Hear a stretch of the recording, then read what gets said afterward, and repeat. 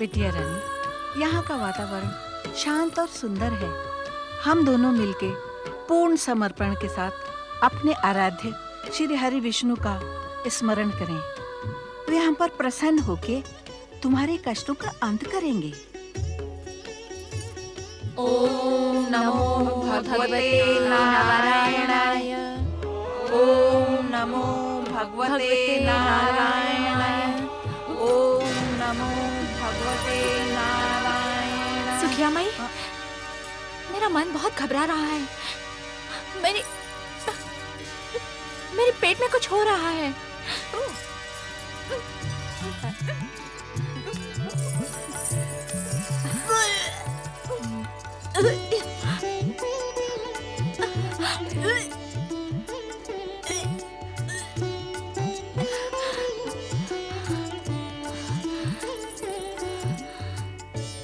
सुखिया माई, हमारे प्राण संकट में है और आप मुस्कुरा रही हैं। जब हर्ष और आनंद का अवसर आया तो भला हम क्यों न प्रसन्न होंगे। हमने अभी अभी तुमसे कहा था ना, श्री भगवान विष्णु के नाम का स्मरण करो, वे हमारे कष्ट अवश्य दूर करेंगे।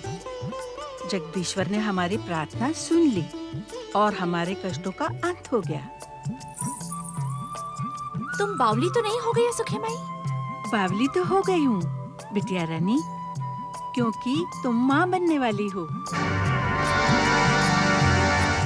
हाँ, जिस युवराज के लिए तुमने अपने आप को इतने भयानक संकट में डाल लिया, उसका आगमन तुम्हारी कोख में हो गया है।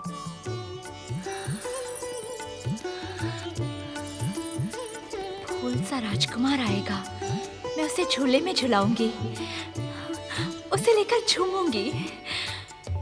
पर सुरुचि, किंतु महाराज तो अवश्य प्रसन्न हो जाएंगे। इस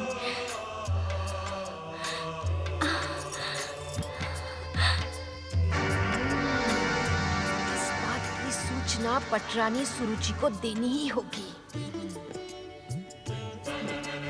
उत्तर दे महामंत्री सुदत्त, क्या सुनीति को रथ में बिठाकर वन भवन छोड़ने आप राजाज्ञा से गए थे?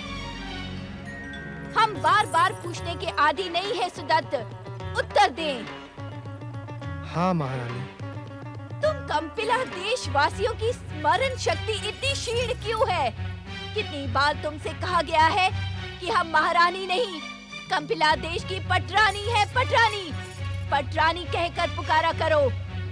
क्या तुम्हें ज्ञात नहीं कि सुनीति से पटरानी पद छीन लिया गया है? सच सच बताओ महामंत्री सुदत्त, क्या राजाज्ञा तुम्हें स्वयं महाराज ने दी थी अथवा तुम अपनी इच्छा से सहायता करने गए थे? क्षमा करें पटरानी जी, आज्ञा स्वयं महाराज ने दी थी। महाराज, अब आप जा सकते हैं, किंतु ध्यान रहे कि सुनीति अब महाराज की धर्म पत्नी नहीं रही है। उसकी किसी प्रकार की सहायता कंपिला देश के विरोध समझा जाएगा।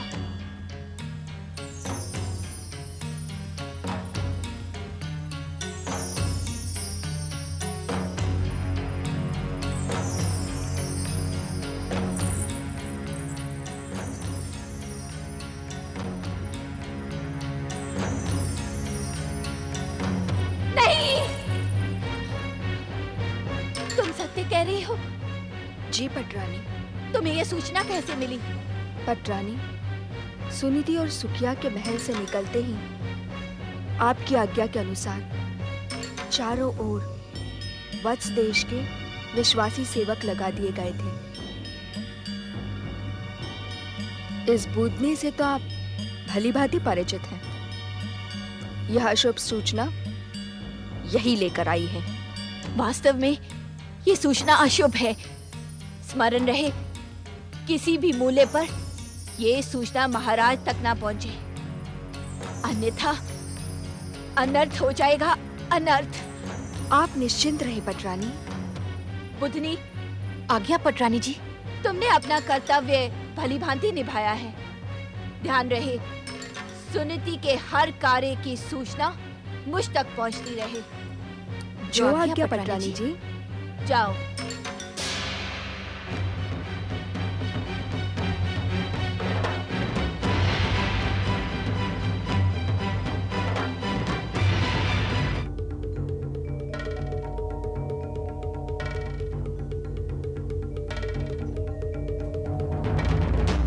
महाराज की जय हो।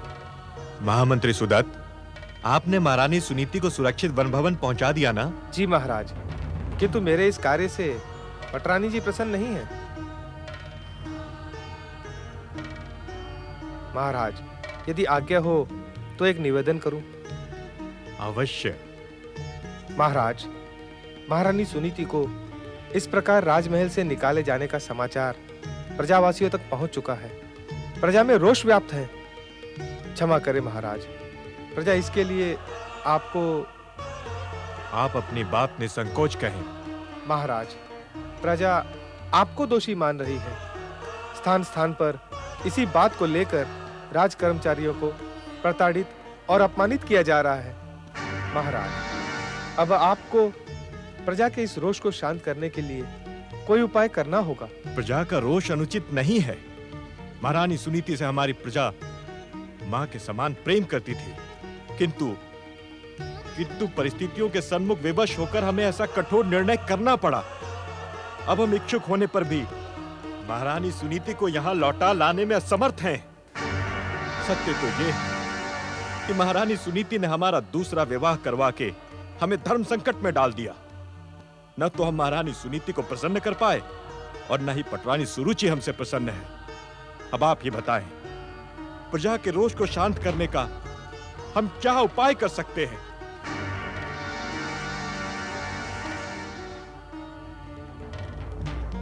महाराज, आपसे कुछ कहना मेरा अधिकार तो नहीं है, किंतु यदि आप अन्यथा न ले तो एक निवेदन कर सकता हूं। महामंत्री सुदत्त, आज आप कैसी औपचारिक भाषा का प्रयोग कर रहे हैं? कंपिला के राज परिवार में तो ऐसी भाषा का प्रयोग नहीं होता। क्षमा महाराज, कंपिला की परंपराओं से अधिक समस्त राज कर्मचारियों को वत्स देश की परंपराएं स्वीकार करनी पड़ रही हैं। आप कुछ निवेदन करने वाले थे? जी महाराज, आपको महारानी सुनीति की सुख सुविधा का ध्यान रखना आवश्यक है। स्वयं उनके समीप जाकर उन्हें सांत्वना देना उचित है। हम आपके विचार से सहमत हैं महामंत्री जी। हम शीघ्र ही वन भवन जाकर महारानी सुनीति से भेंट करेंगे। ऐसा करने से प्रजा का रोष भी शांत हो जाएगा। महामंत्री जी, आप हमारे वन भवन जाने का प्रबंध करें, किंतु स्मरण रहे हमारी यह यात्रा गुप्त रहेगी।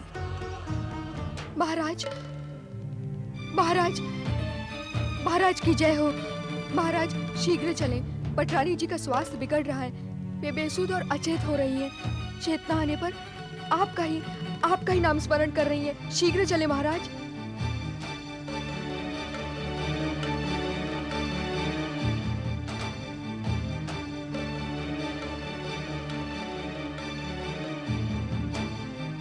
स्वामी, स्वामी, पटरानी जी, महाराज पधार गए हैं। स्वामी, क्या हुआ महारानी स्वामी, सुरुचि? मेरे प्राणों पर आ गई है महाराज। ऐसा प्रतीत होता है मेरे प्राण निकले जा रहे हैं। महामंत्री जी। जी महाराज। शीघ्र राजवैद्य को बुलाएं। यकायक महारानी को क्या हो गया? मुखरी, चंदा, मुझे कुछ देर के लिए महाराज के साथ अकेला छोड़ दो। मुझे महाराज से कुछ निवेदन करना है। जाओ। जो आज्ञा।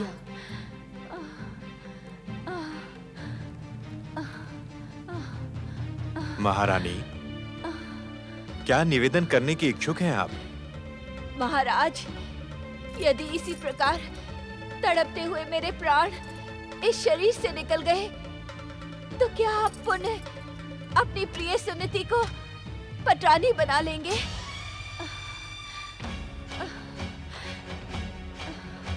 ऐसे अशुभ वचन न बोले महारानी। आपका मन अभी भी मुझे पटरानी के रूप में स्वीकार नहीं कर रहा महाराज। आप सुनीति को ही पटरानी मानते हैं, इसी कारण आप मुझे महारानी कहकर बुला रहे हैं। आप अस्वस्थ हैं। अधिक बोलना आपके स्वास्थ्य के लिए उचित नहीं है। मैं अब ये दुविधापूर्ण जीवन व्यतीत करने की इच्छुक नहीं हूँ। मेरे प्राण निकल जाए तो उचित होगा। पटरानी सुरुचि, आप भगवान विष्णु की कृपा पर विश्वास रखें। वे जो कुछ भी करेंगे उसी में हम सब का हित छुपा है। इस प्रकार निराश होकर आप हमारे आराध्य भगवान विष्णु की कृपा की उपेक्षा कर रही हैं। आपकी आराध्य की कृपा मुझे नहीं, सुनीति को ही मिलेगी। मुझे भली भांति ज्ञान है महाराज कि आप सुनीति की मंगल कामना करते हैं। इस प्रकार आपको ईर्ष्या करना शोभा नहीं देता है पटरानी सुरुचि। आप सुनीति के त्याग को क्यों नहीं देखती? मनुवंश के भविष्य और कंपिला देश के लिए उसने अपना सब कुछ त्याग दिया। त्याग त्याग त्याग महाराज, ये त्याग नहीं था, अपितु ये एक षड्यंत्र था जिसे आप समझ नहीं पा रहे हैं। षड्यंत्र? कैसा षड्यंत्र? युवराज की माता बनने के लिए सुनीति अयोग्य सिद्ध हो गई थी। आप और कंपिला की प्रजा उसका बहिष्कार न करे, इसी कारण आपकी सहानुभूति पाने के लिए उसने ये दूसरे विवाह का षड्यंत्र रचा था। संदेह और भ्रम का इस संसार में कोई उपचार नहीं है पटरानी। ईर्ष्या की जो भयानक अग्नि तुमने स्वयं जलाई है वो किसी और पर नहीं, तुम्हारे स्वास्थ्य पर विपरीत प्रभाव डालेगी। यदि मेरे स्वभाव पर विपरीत प्रभाव पड़ेगा तो आपकी कामना सफल होगी ना? यदि मेरे प्राण निकल जाए तो आपका मनोरथ सफल हो जाएगा। पटरानी, कैसा स्वभाव है तुम्हारा, कैसी कठोर भाषा और कितने निम्न विचार हैं तुम्हारे। अब तो मुझे तुमसे बात करते हुए भी भय सा लगता है। तो मुझे भी त्याग दीजिए और ले आए उस सुनीति को पुनः पटरानी बनाकर, जिसके स्वार्थ ने आपकी आंखों पर त्याग का आवरण ओढ़ दिया है। आप समझती क्यों नहीं पटरानी? सुनीति अब यहाँ नहीं है। वो कहाँ है ये जगदीश्वर के अतिरिक्त और किसी को ज्ञात नहीं। मुझे भली भांति ज्ञात है महाराज कि कंपिला के वन भवन में वे सुख से रह रही है और आपकी संपूर्ण सहायता के साथ।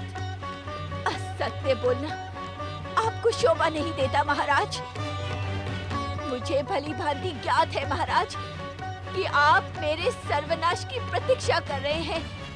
जिस दिन मुझे कुछ हुआ उस दिन पुनः सुनीति इस महल में कंपिला की पटरानी बनकर आएगी। सुरुचि, अब भगवान के लिए मुझे अकेला छोड़ दे।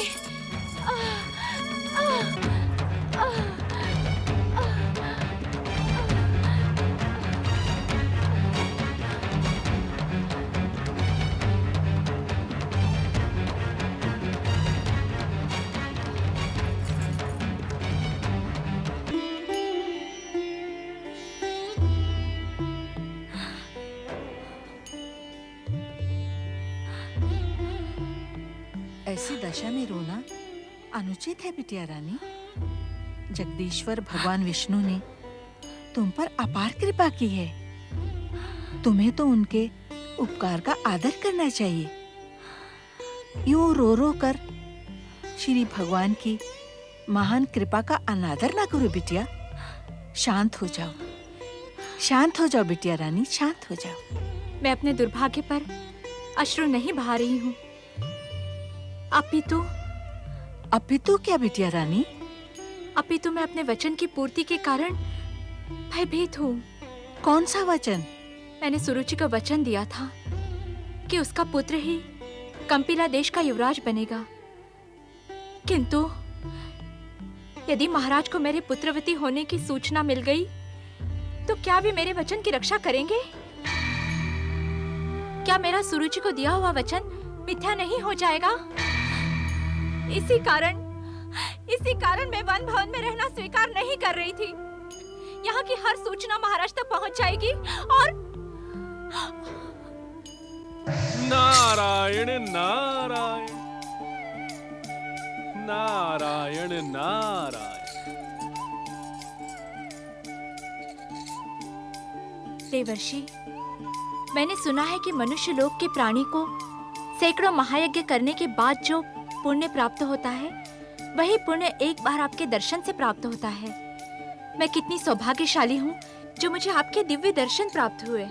नारायण नारायण।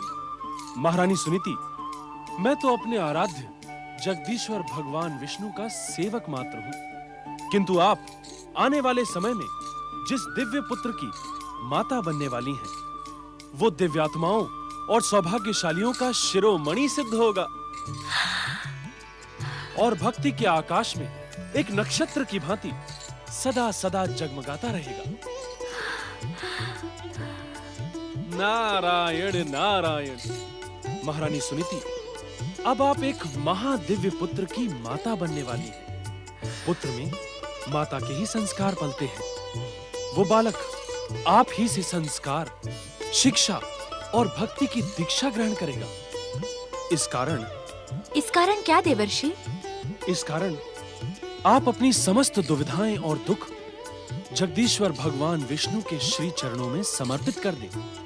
भगवान विष्णु आपके वचन और सम्मान दोनों की रक्षा करेंगे। मुझे भली भांति ज्ञात है कि सुखिया माई हर समय आपको यही शिक्षा प्रदान करती रहती हैं। नारद मुनि, मैं तो बचपन से ही आपका नाम सुनती आई हूँ। आज बिटिया रानी के कारण आपके परम पावन दर्शन मिल गए। मैं तो धन्य हो गई। नारायण नारायण। सुसंगति का सुपरिणाम ऐसा ही होता है सुखिया माई। एक बात पूछूं नारद मुनि? अवश्य पूछें। नारायण नारायण। आपको कैसे ज्ञात हुआ कि हमारी बिटिया सुनीति? भगवान विष्णु तो जगत पालक है सुखिया माई। उनसे भला संसार की कौन सी घटना छुपी रह सकती है। मैं तो उनका सेवक हूँ, उनसे ही हर घटना का ज्ञान प्राप्त करता हूँ। नारायण नारायण। इस समय भी मैं वैकुंठ से सीधा यहाँ चला आ रहा हूँ महारानी सुनीति को बधाई देने। नारायण नारायण। महारानी सुनीति, आज्ञा देवर्षि। अब आप अपना पूरा ध्यान जगदीश्वर भगवान विष्णु की भक्ति भावना और उन्हीं के जप, तप और व्रत में लगाएं, जिससे जन्म लेने वाले बालक में प्रारंभ से ही सुसंस्कार स्थापित हों। नारायण नारायण। आपका कल्याण हो महारानी सुनीति। नारायण नारायण।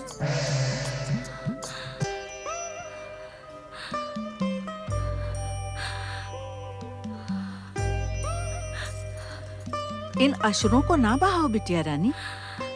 सुना नहीं नारद मुनि ने क्या कहा? अश्रु कहाँ बहा रही हूँ सुखिया माई? ये क्या है? ये तो सुख और आनंद के अश्रु हैं। भगवान विष्णु की कृपा और देवर्षि नारद के दर्शन पाकर मैं इन पर संयम नहीं रख पा रही हूँ। ये अश्रु भी कितने विचित्र होते हैं ना सुखिया माई। दुख और सुख में समान भाव से बाहर निकलते हैं। इन्हीं अश्रुओं से प्रेरणा लो बिटिया रानी। अपने दुख और सुख का हर क्षण समान भाव के साथ भगवान विष्णु के श्री चरणों में समर्पित कर दो। अवश्य माई। चलिए। कहाँ? श्री भगवान विष्णु को उनकी कृपा का धन्यवाद देने में विलंब करना उचित नहीं है।